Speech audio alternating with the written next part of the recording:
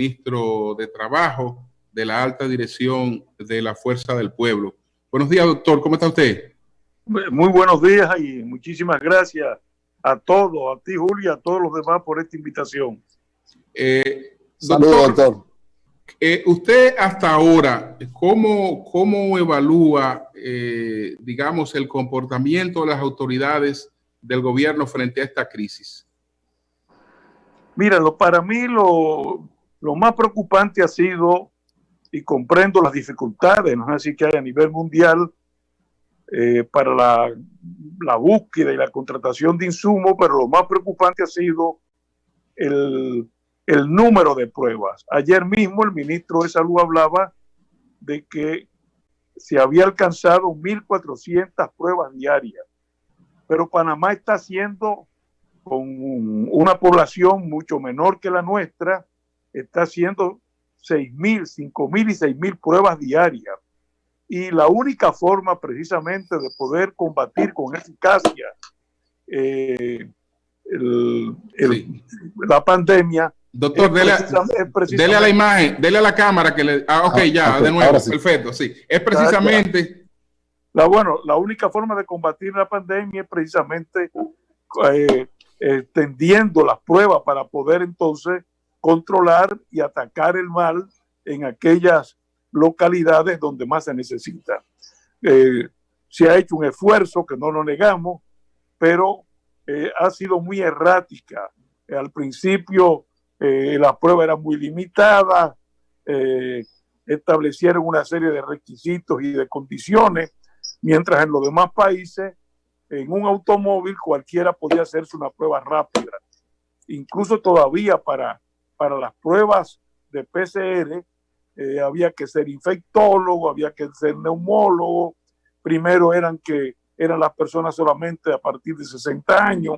Yo creo que ese fue tal vez la mayor debilidad en cuanto al manejo de la crisis de salud.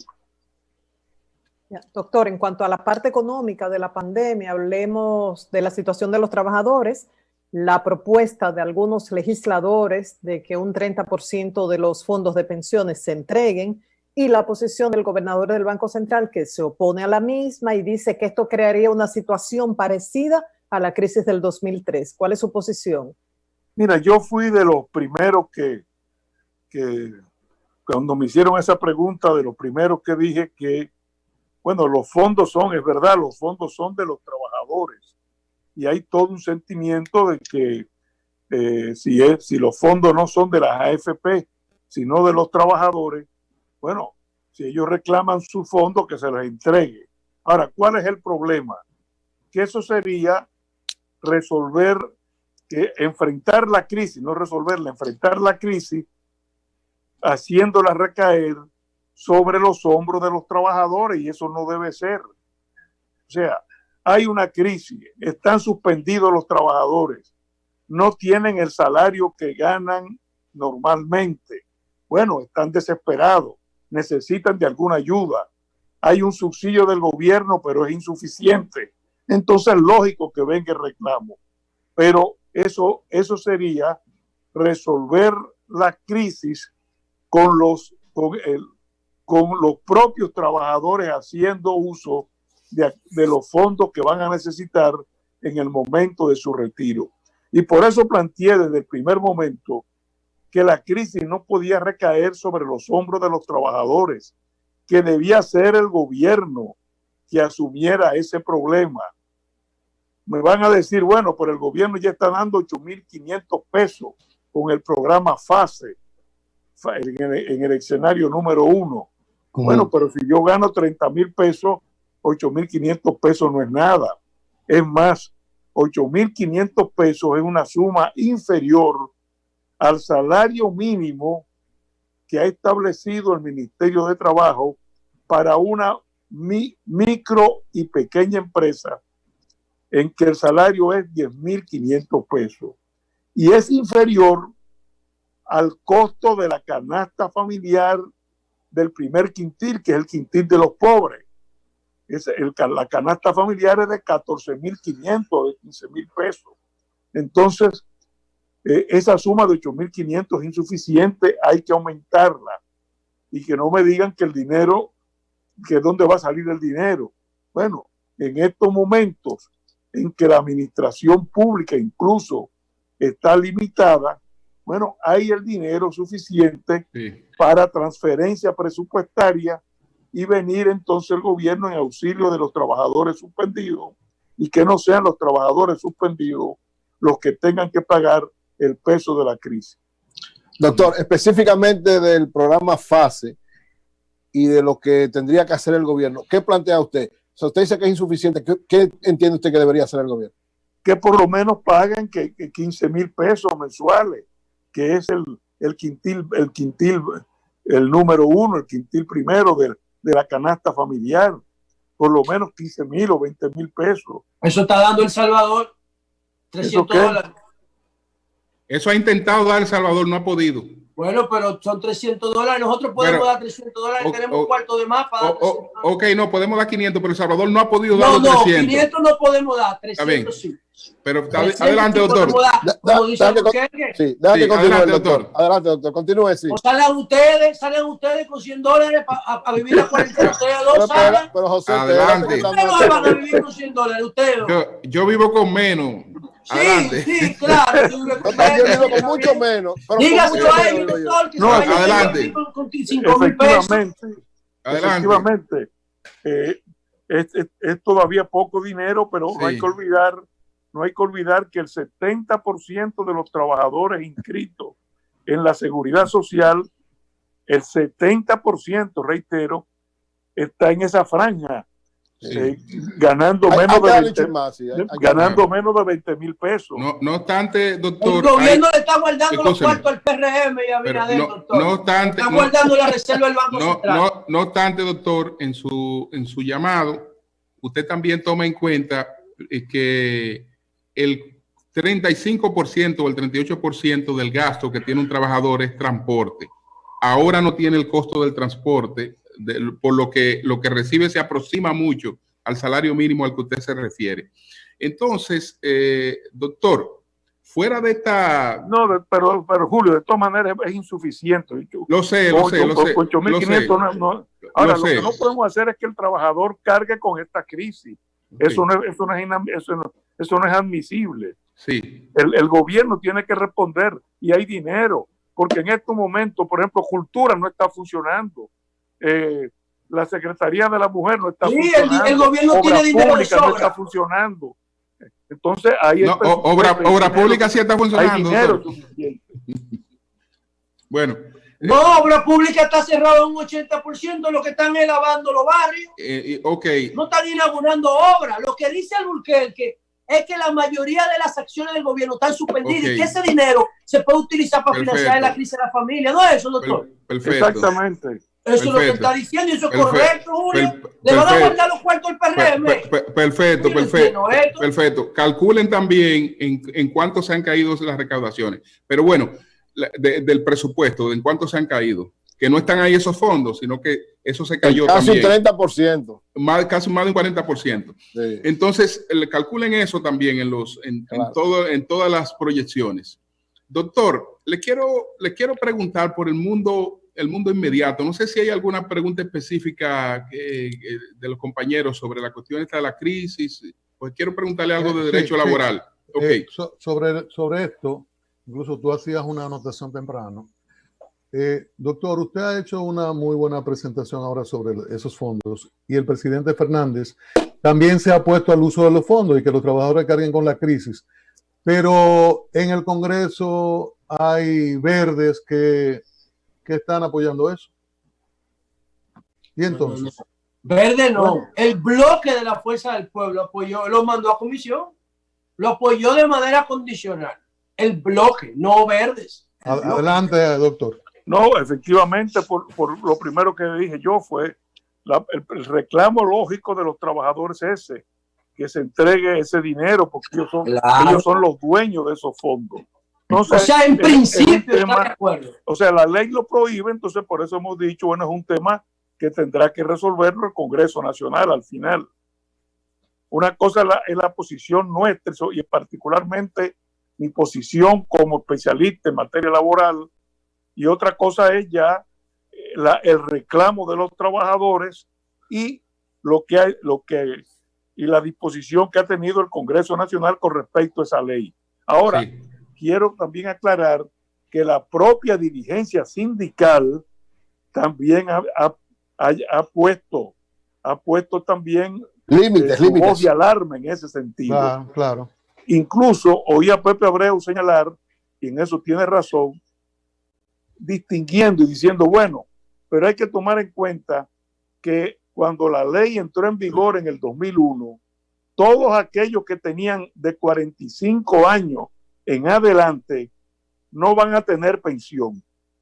Están en el sistema, le quitan 1% de su salario y el patrono paga otro por ciento, pero esa gente no van a tener pensión porque ya tenían más de 45 años en el 2001. O sea, que a eso se le puede devolver. Y cuando se retiren, a esa gente hay que devolverle su dinero. Claro. Entonces, Pepe Abreu decía, bueno, como no van a tener pensión, que le devuelvan su dinero ahora. Sí. Eso podría ser una salida. Pero y hay un cálculo, doctor, hay un cálculo de cuánto implica eso. Hay un cálculo de cuánto implica eso. Usted no, eso no lo tengo yo. Okay. Yo tengo el cálculo general. Okay. El cálculo general que hoy dio precisamente el gobernador del Banco Central. Doctor, usted siempre se ha opuesto toda la vida de manera radical a la flexibilización, digamos, de las prestaciones laborales. Usted le ha llegado a llamar la posibilidad de generar empleo basura. Sin embargo, vivimos en un mundo en el que se ha ido haciendo cada vez más precaria, un proceso de precarización de los derechos laborales. Por ejemplo, los trabajadores de Estados Unidos mantienen algunas de las reivindicaciones anteriores, no digamos la liquidación, pero no tienen ya los trabajos se fueron para otro sitio. Y donde están esos trabajos en otro sitio, doctor, por ejemplo, como en China, usted va hoy al puerto de Shanghái, que es uno de los puertos más modernos del mundo, y usted no ve ni a un Barbarín Mojica, ni a un trabajador portuario por parte. Lo que usted ve ahí son... Todo mecanizado. Todo mecanizado. Todo mecanizado. Ahí no hay un solo trabajador al que defenderle los derechos. Entonces, ese es el mundo, doctor, que tenemos por delante. ¿Qué hacer frente a ese mundo y hacer conciliar eso con los derechos de los trabajadores cuando no solo están desapareciendo los derechos, sino el propio trabajo como tal? No, efectivamente, en eso no deja de tener razón. Es un mundo que ha cambiado con la globalización y la tecnología. Y cada día más se estrecha el ámbito de la legislación laboral, porque cada día más el trabajo va a ser un trabajo autónomo, un trabajo independiente. Y el mejor ejemplo es Uber. Los choferes de Uber, ¿son trabajadores o no son trabajadores? Pequeños empresarios. Ahí tiene la gran pregunta. Esos trabajadores pequeños empresarios son dueños de sus automóviles. Entonces, ¿trabajan para Uber o trabajan para una plataforma? Es más, son dueños de su vehículo y son dueños de su tiempo, doctor. Claro, por eso. Entonces, pero no tienen a nadie que reclamarle derechos laborales. No solamente socios, eso, mira. Son socios. Sí, mira, no solamente eso, para que tú veas cómo ha cambiado el mundo. Sí. Siendo vicepresidente, yo fui al parque cibernético y visité una oficina habían 3 personas con una computadora. Y pregunté qué hacían y lo que hacían era recibir órdenes de esos establecimientos de comida rápida, donde tú vas con el automóvil y pides un hamburger. Bueno, entonces la orden la recibían ellos la transmitían a la cocina y le preparaban el hamburger al que iba en el automóvil. Y le pregunté, ¿y de qué cadena pertenecen aquí en la República Dominicana? Y dice, no, trabajamos para El Salvador. Digo, ¿cómo? Sí, trabajamos para El Salvador. Digo, oh, pero ¿y entonces? ¿Y quién los contrató? Ah, no, nos contrataron desde Miami. Hoy, ¿quién les paga? Nos mandan el salario por una cuenta y la computadora nos avisa. Bueno, ¿y a quién le reclama? ¿A quién le reclama? Y eso hace, doctor, y eso hace 8 años ya. Eso hace 8 años, sí. Eso hace 8 años. Imagínese usted cómo está ahora, cómo están ahora esos call centers. Mira, es un call center. Mira, o sea, por suerte a mí me agarró ya esto, ya siendo viejo, porque si no me hubiera muerto de hambre con el derecho del trabajo. Doctor, las elecciones, ¿cómo ve las elecciones? ¿Cuáles son las posibilidades que tiene la fuerza del pueblo, doctor, para estas elecciones del día 5 de mayo? ¿Y cómo se haría? De julio. De julio. 5 de julio, sí. Bueno, sí. Yo creo que hay que insistir en la necesidad de las elecciones. Hoy hay una reunión de los presidentes de los diferentes partidos con la Junta Central Electoral, y así como estamos defendiendo la salud del pueblo, también tenemos que defender la democracia, la salud de la democracia. Hay que tratar de realizar esas elecciones el 5 de julio, y la fuerza del pueblo con los partidos aliados lleva hoy una propuesta muy importante en cuanto a la celebración de esas elecciones el 5 de julio. Primero, en lo que se refiere a las medidas sanitarias que hay que tomar en los recintos donde se va a votar, vamos a proponer que el voto sea de 12 horas, 6 de la mañana a 6 de la tarde, 6 horas en la mañana las mujeres, 6 horas en la tarde los hombres, de que haya distanciamiento debidamente marcado en los recintos electorales, de que la gente tenga que ir a votar entregándosele en las mesas de votaciones mascarilla y guante, es decir, toda una serie de medidas para evitar cualquier propagación del coronavirus. Doctor, una pregunta. Usted ha mirado las encuestas. Si usted ve las encuestas, usted ve que el PLD y la Fuerza del Pueblo configuran el mismo escenario de primera vuelta de las últimas 5 elecciones en este país. La única posibilidad que tiene el PRM es que ustedes los apoyen para ellos ganar. ¿Usted ve la puerta cerrada de un acuerdo, Leonel Danilo? ¿O usted ve la posibilidad de que todavía se puedan sentar en una mesa de negociación como gente racionales que no deben llevar los pleitos al plano personal?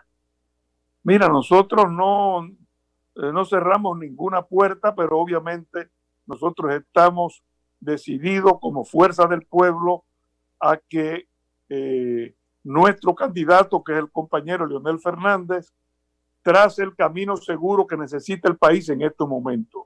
Estamos convencidos, y tú lo dices, ahí están todas las encuestas, en que definitivamente aquí habrá una segunda vuelta, y que la única forma de que el PLD, como has dicho, bueno, que si nosotros ha planteado el embajador en Estados Unidos, José Tomás Pérez, una posibilidad de alianza, nosotros hemos dicho no, la Fuerza del Pueblo es un partido nuevo, un partido que se está consolidando, y la única forma de recomposición que tiene el PLD es precisamente apoyando en la segunda vuelta.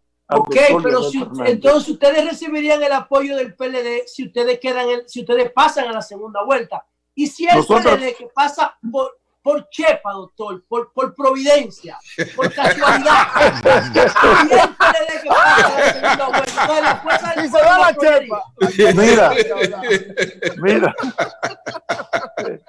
Mira, no sé.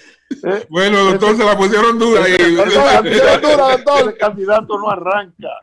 Pero si se diera esa chepa, yo como PLDista apoyaría a Leonel si Leonel pasa a una segunda vuelta. Yo me comprometo públicamente. Yo lo apoyo. Y toda la gente de la Fuerza del Pueblo va a apoyar. Ahora, ¿ustedes apoyarían al PLD, doctor, si es el PLD que pasa ocasionalmente a una segunda vuelta?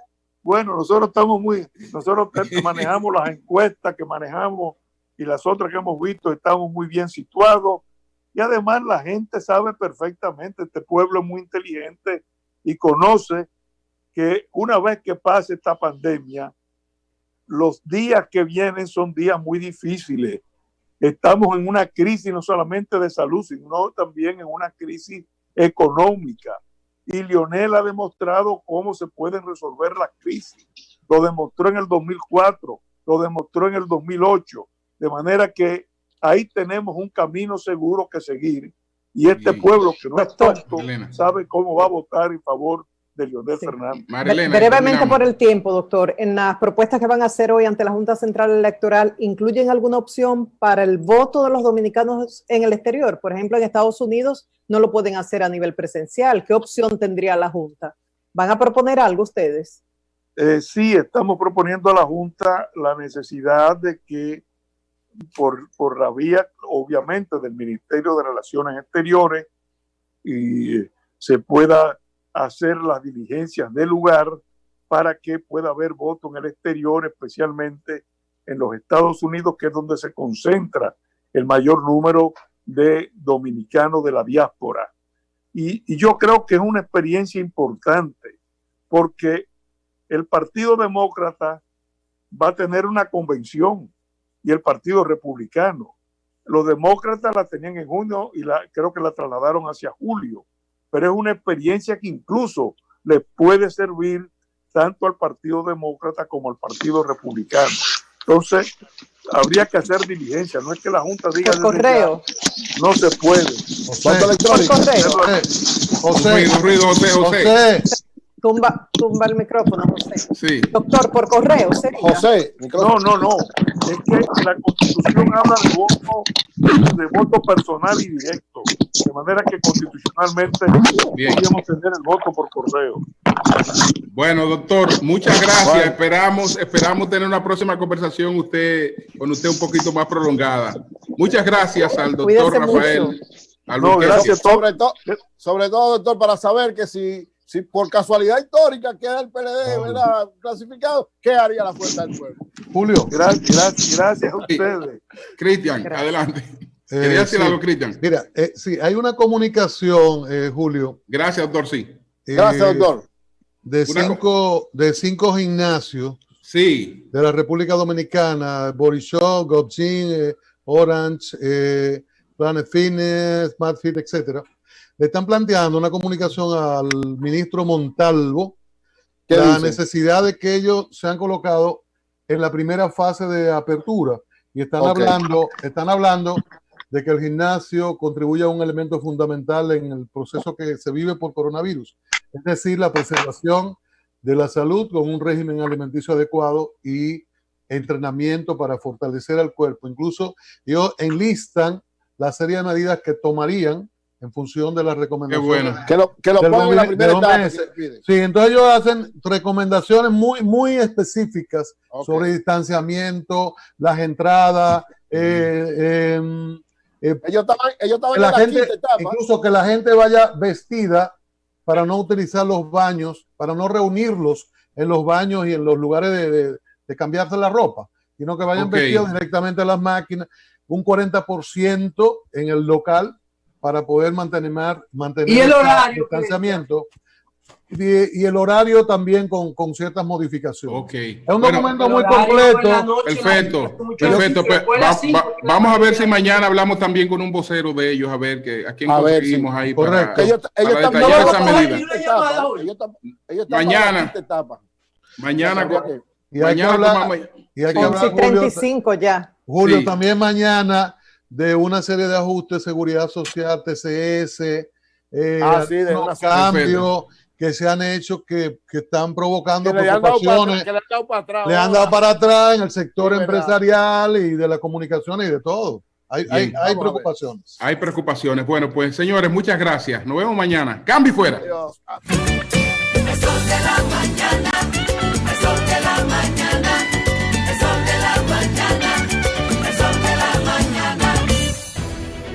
Sol 106.5, la más interactiva. Una emisora RCC Miria. Contra el coronavirus, los héroes son los médicos y también somos los dominicanos, que aunque tenemos que levantarnos día a día a buscar el moro, nos quedamos en casa. ¿Eres un trabajador informal y te has visto afectado por estas medidas? Tú puedes ser uno de los beneficiarios del programa Quédate en Casa. Si tienes la tarjeta Progresando con Solidaridad, durante el mes de abril y mayo tendrás 5,000 pesos para hacer tus compras.